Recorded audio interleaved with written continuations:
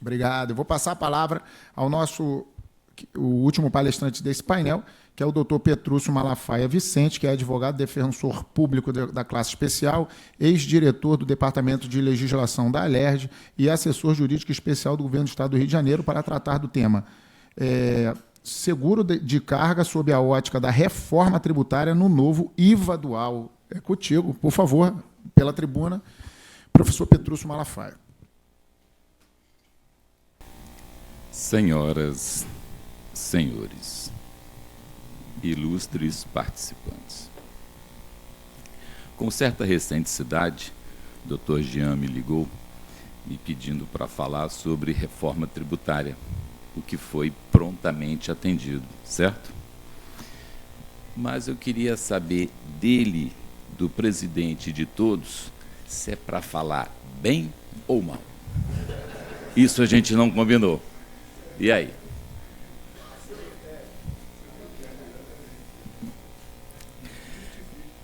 Eu tenho uma notícia boa e umas ruins. Antecedendo essas duas notícias, eu tenho uma dúvida com relação aos ouvintes. Qual é a formação dos senhores? São todos advogados ou não? Não necessariamente, né? Pois bem. A notícia boa é que vai ficar bom. Ok?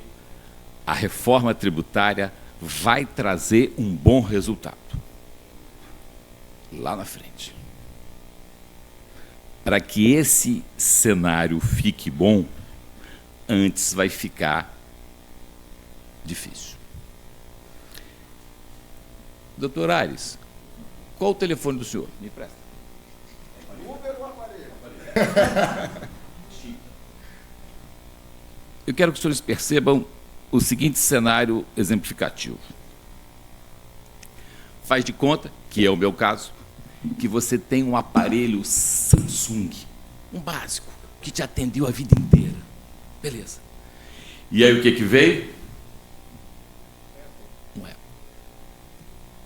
Você consegue pegar um e jogar tudo para o outro e só usar esse outro? Você vai ter que fazer o quê? Então, quando você tem um equipamento, chega um equipamento novo, não forçosamente há essa automática transição. O desembargador aqui usa 2. Então, imagina, eu quero que os senhores percebam que a sensação é exatamente essa. Quando se fala de reforma tributária, que é o tema que estou aqui a desenvolver os senhores, estamos dizendo que existe um sistema operacional rodando e veio o quê? Outro. E você vai ter que conviver com esses dois. Existe uma metamorfose, vai haver uma transição, vai, de quase 10 anos. Então você vai continuar carregando o quê? Os dois. Ou 3, né? Pois bem. Para que os senhores se situem, a minha fala tem 3 partes. Uma introdução, onde eu vou expor algumas ideias, o desenvolvimento, onde eu vou falar para o transporte de cargas, algumas medidas para os senhores tomarem, e a conclusão, as sugestões operacionais para que os senhores sobrevivam esta transição, essa, talvez, avalanche.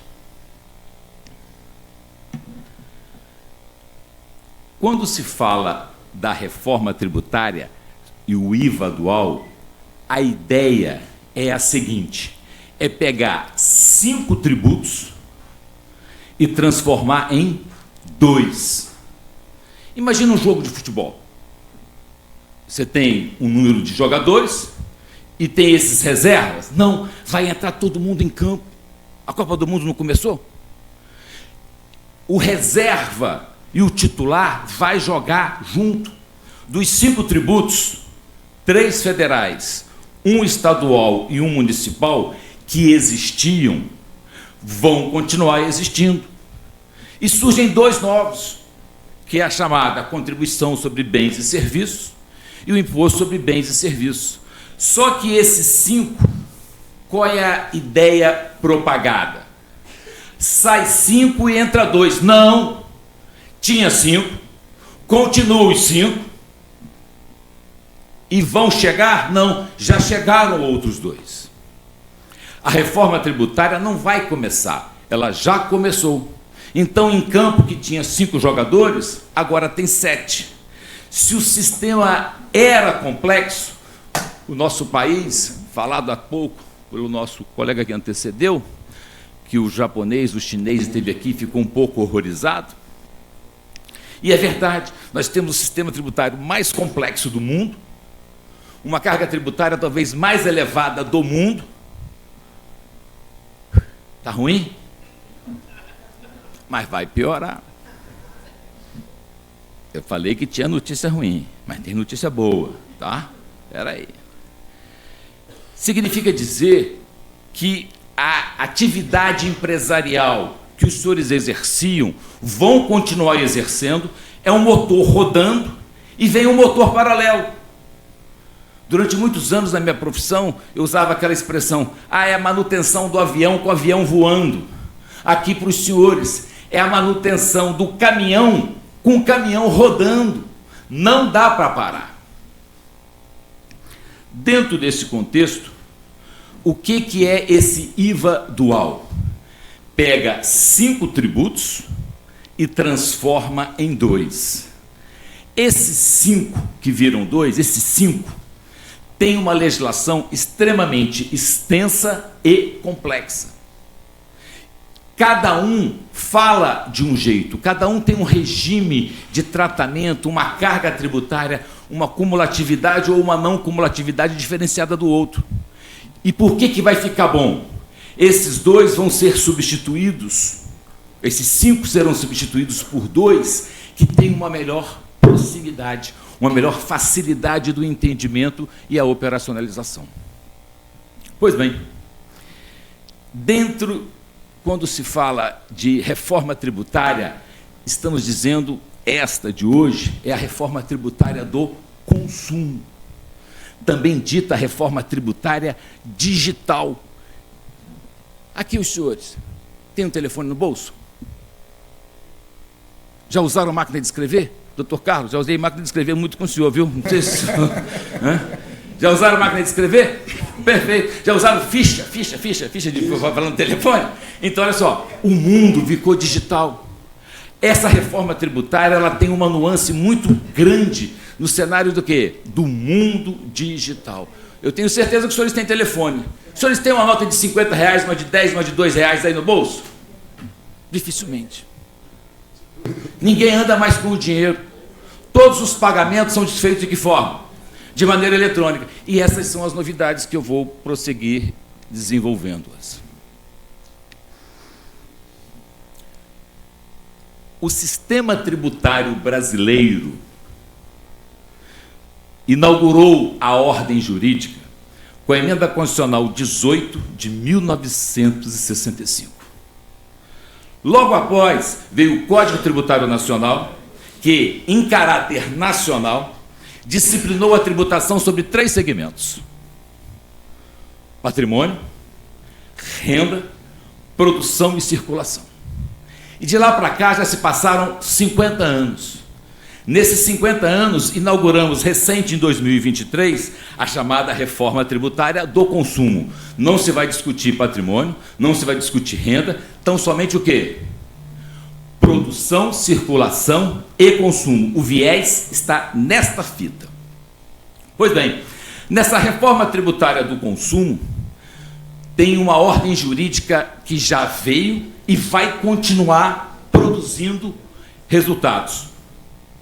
Temos a Emenda Constitucional 132 de 2023, temos 2 leis complementares, temos regulamentos e vão surgir centenas e centenas de atos conjuntos e notas técnicas explicativas do assunto. Tá. E dentro desse contexto, que já existiu e continua produzindo resultados, já surgiram novas obrigações, como, por exemplo, os senhores prestadores de serviços do transporte de cargas, além daquela tributação que estavam acostumados, já têm obrigação nova. Obrigações acessórias no que se refere à emissão de notas fiscais. Se não cumprida, tem como consequência algumas penalidades. Mas o que importa para os senhores e senhoras do setor de transporte no que se refere a seguro de cargas? Saímos da introdução, vamos para o desenvolvimento. A praxe dos últimos 30, 40 anos é que os senhores estavam acostumados com um regime de tributação extremamente complexo, vai continuar existindo esse, e vão vir situações com maior simplicidade e a grande promessa, e creio que essa promessa sim seja crível, é a não cumulatividade plena. Os senhores, operando no dia a dia no transporte, compram produtos, contratam serviços, para quê? Para que possam prestar o serviço de transporte de cargas. E não raro, a atividade dos senhores fica muito focada na prestação do serviço. Mas eu preciso que os senhores tenham atenção em quê? Operacionalmente falando, naquilo que vocês contratam. A notícia boa é que a gente vai chegar a uma simplicidade. A notícia ruim é na lata. A carga tributária do segmento dos senhores vai o quê? Aumentar. Essa é a notícia na veia ruim. E qual a notícia boa? Nós vamos aqui agora, nesse instante, falar de 4 itens que vai te ajudar para diminuir ou neutralizar essa carga. Percebam o seguinte cenário. Tecnicamente, isso é o chamado princípio da neutralidade ou não cumulatividade. O que significa isso? Significa dizer que os senhores do segmento de transporte de cargas, para prestar esse serviço, você ali é fornecedor, mas antecedendo esse serviço de fornecimento, você é também um consumidor. É aqui que eu quero focar. Transporte de cargas. Vocês consomem produtos? Me ajuda. Quais? O que eu consumo? Combustível, pneu. Caminhão, pneu, câmara de ar, talvez, creio, peças diversas, lubrificantes. O que mais? Combustível. Energia elétrica. Energia. A cada um desses itens, desses bens que os senhores consomem, que os senhores compram, é fundamental que os senhores verifiquem o que tem ali de carga tributária, de CBS e IBS. Porque tudo que o senhor está ali comprando vai lhe gerar crédito para, na hora que o seu consumidor queira adquirir seus serviços, ele vai exigir isso. Então perceba, os senhores, enquanto prestadores de serviços, consomem o quê? Produtos. Os senhores também consomem serviços para prestar o serviço. Quais serviços? Mão de obra, onde eu vou deixar de lado por hora. Que serviços os senhores consomem? Advocacia, serviços jurídicos, serviços contábeis, o que mais? Relacionados à tecnologia, serviços de seguros. Temos hoje os 3 seguros obrigatórios, que melhor dirá nosso professor Carlos Oliveira. Os senhores, para prestar serviço, além de consumirem mercadoria, os senhores também consomem o quê? Serviços. E esse serviço, tudo isso que você compra, isso vai lhe gerar o quê? Crédito. E vai ser no uso desses créditos que você vai continuar o quê? Poder reduzir sua carga tributária. E vamos entrar agora num assunto melindroso. Os senhores têm servidores? Tem funcionários? E aí? Vai continuar com esses funcionários? Creio. Mas sob que regime? Porque eu vos digo, se quem lhe presta serviço, lhe presta o serviço sob o regime de CLT, isso não lhe gera crédito. E se quem lhe presta serviço como pessoa jurídica, é a chamada pejotização, isso vai lhe gerar crédito. Significa dizer que você vai ter que verificar se é possível você pegar os seus servidores e transformá-los, saindo do regime de CLT, e para onde? PJ. Além disso, os senhores têm aluguéis? Talvez condomínio, IPTU, o CARF, que é o Conselho relacionado à via administrativa tributária, reconheceu a tomada de créditos no que se paga de PIS, COFINS, relacionados a aluguel, condomínio e IPTU. Com isso, eu quero destacar aos senhores 4 segmentos. Os senhores são prestadores de serviços. Mas para prestar esses serviços, os senhores o quê? Compram bens, contratam serviços, têm mão de obra e têm aluguel. Tudo isso que está num regime de tributação estará pela não cumulatividade. Significa dizer que os senhores, na hora de comprar, adquirir esses serviços, essas mercadorias, de maneira geral, é fundamental que os senhores verificam se quem está ali prestando esse serviço ou lhe vendendo essa mercadoria é capaz de emitir uma nota fiscal destacando o que seja IBS e CBS. Vos disse e reitero, a carga tributária do setor aumentou. E esse aumento de carga tributária, você vai ter como neutralizar através de quê? Da sua tomada de crédito nesses 4 segmentos. E caminhando para o fim.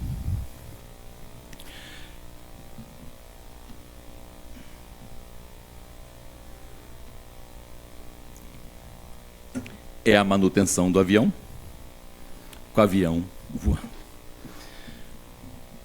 Recomendação que eu dou aos senhores e senhoras que trabalham nesse segmento é revisitar toda a sua precificação. Se você não fizer isso, você corre o risco de estar operando, trocando 6 por meia dúzia. Busque reunião com todos os seus fornecedores, se são pessoas físicas, se são pessoas jurídicas, se estão no regime da tributação do lucro real, lucro presumido, simples nacional, se essas pessoas, quando lhe prestam serviços ou vendem mercadorias, se eles podem emitir o quê? Uma nota fiscal destacando o tributo, porque vai ser aí que vai vir a sua economia. É hora do planejamento. E dentro do planejamento, eu diria aos senhores que já existe obrigação que está em pleno vapor, que é a obrigação tributária de emitir nota fiscal, e para que os senhores possam operar, ouçam essa música.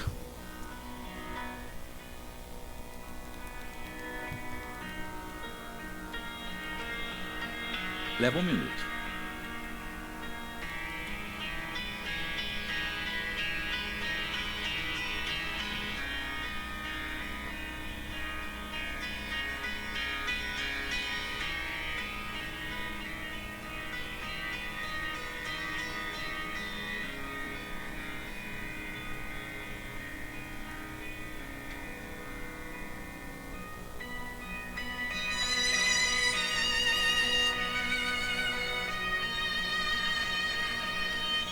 Sabe qual é o nome dela? É o que os senhores têm que ter nos senhores. Fé. Fé e atitude. Mais que um prazer, foi uma honra estar com vocês.